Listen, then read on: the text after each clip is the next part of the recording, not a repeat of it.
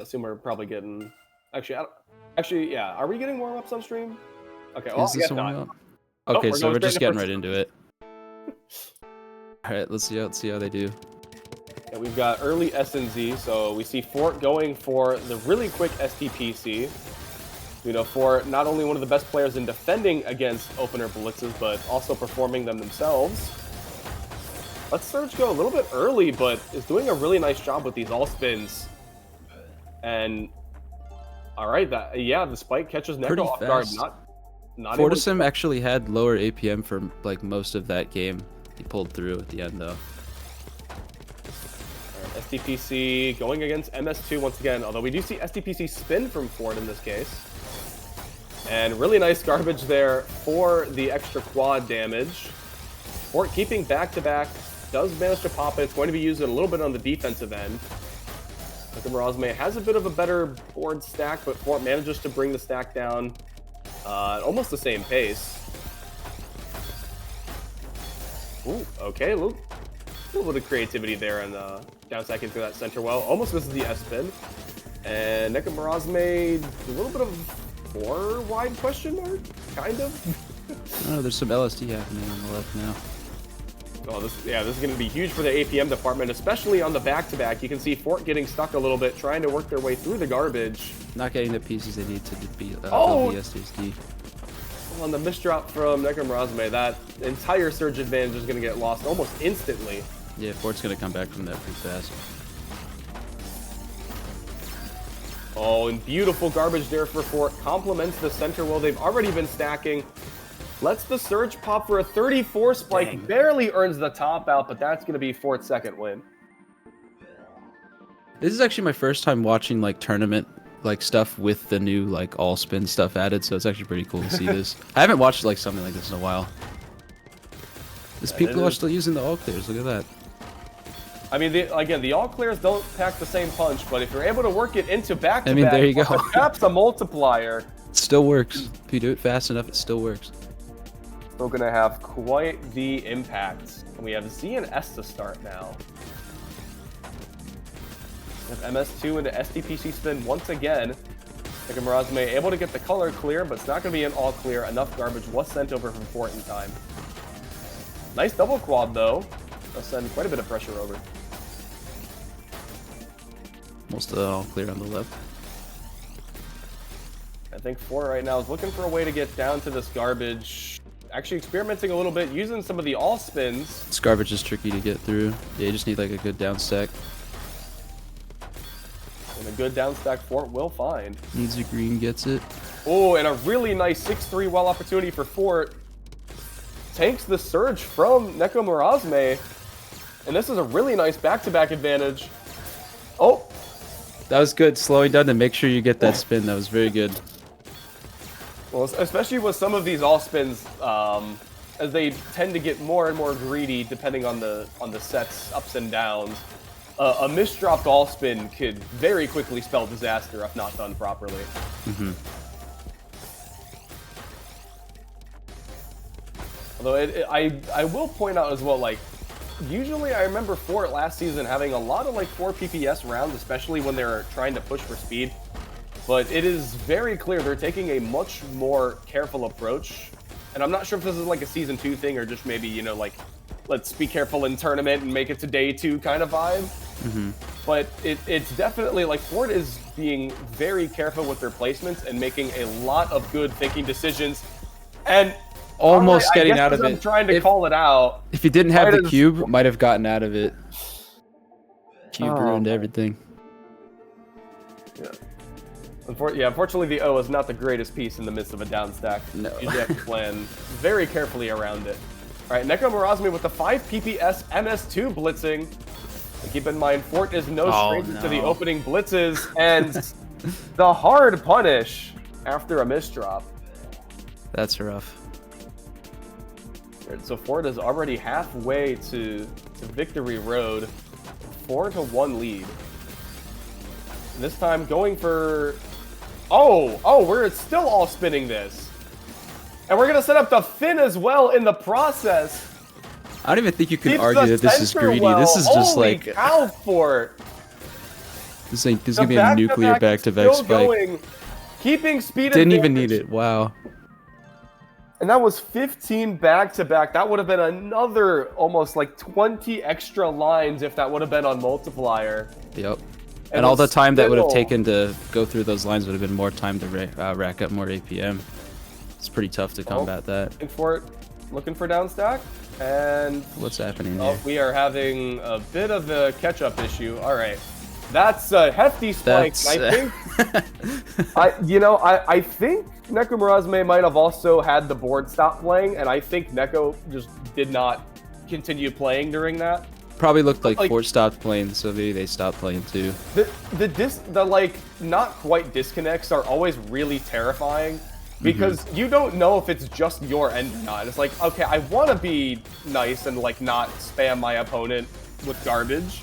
Also nice fin from Fort. Still keeping up the multiplier.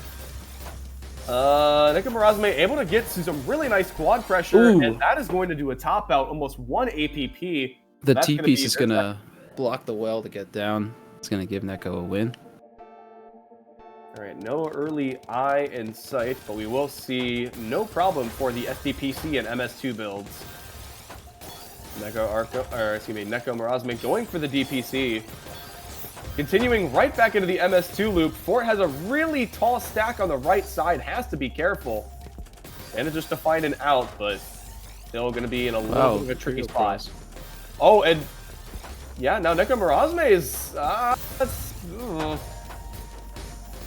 Lots of clean garbage, though. Should be okay. Yep. Oh my god, boosted the down stack, and it's enough to top out Fort once again for another win. It was not done yet. So the MS2 has given him 3 wins. The attempt to go for more. The PC is not in the cards, but we are still going to keep the back-to-back. Fort trying to keep the stack low. I love seeing the Z-spin kicks and S-spin kicks from Fort as well.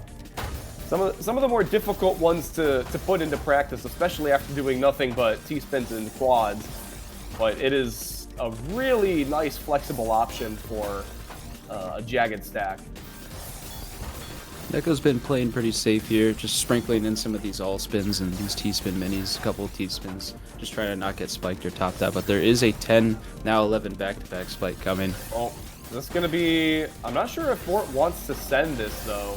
I think Fort's trying to hold on to the back-to-back. There's the 19. It does get sent all in one chunk, but unfortunately, Fort didn't really have much else to add to it. And so that's just a lot of clean to Neko Mirazme, who is going to just send that right back to sender. This drop is going to slow Fort down a little bit, but... Gets that Z kick once again, just kicks it right through the floor. And surge advantage right now, pretty hefty on Fort's side. Although we're going to have to pay attention if Fort decides to send the surge part of the bonus first, or if they try to find some follow-up damage in the aftermath. It's tough to decide how to approach this, like how to attack it, because you want to play safe. There's the spike right there. Not a lot of blocks on the screen, so he can get out of this. You can't be too greedy in that situation, though. Oh, boy. Oh, Fort. Look, it all got right back. Or the eyepiece. Oh, man. All right, and that's 3 straight right now for Neko Mirazme. Fort's been on match point, but this could be a huge momentum shift. And Fort needs to be careful that this set does not slip through their fingers. Thankfully, it looks like the back-to-back will not be slipping anytime soon. Okay, all right, never mind, I'm mistaken. Needed it for that little quick bit of defense. Given how much pressure that sent out from Neko Mirazme, I think the decision was justified. Yeah, I think it was worth it. It was worth pushing for it. It's a good spike. There's some cheese there on the bottom. And honestly, like, look at this. Fort is playing under 3 pieces per second. It basically would be an anomaly in a Season 1 game. And hanging on for dear life. He's going to get out of it. Oh my gosh. Nice down stack. You can see, like, look at the efficiency right now from Fort, utilizing these spins as much as possible. And this is well beyond 1 APP at this point. Oh, the Inish drop. able to still recover a little bit, but not. My goodness.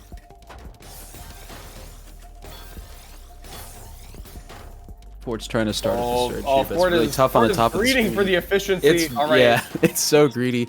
That's not. I don't, oh, it does work. Oh man, I didn't think I was gonna get in there.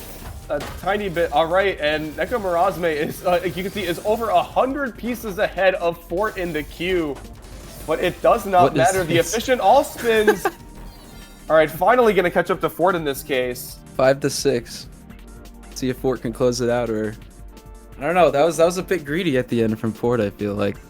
I feel like Fort is definitely doing a little bit of like mid-set theory crafting, but the thing is, like, there is no longer a heavy buffer in this case for Fort. Like 1 or 2 quick games could spell the end, and you can see a little bit of extra speed up, gets over to the garbage, and is going to try and time it, and that's going to do it.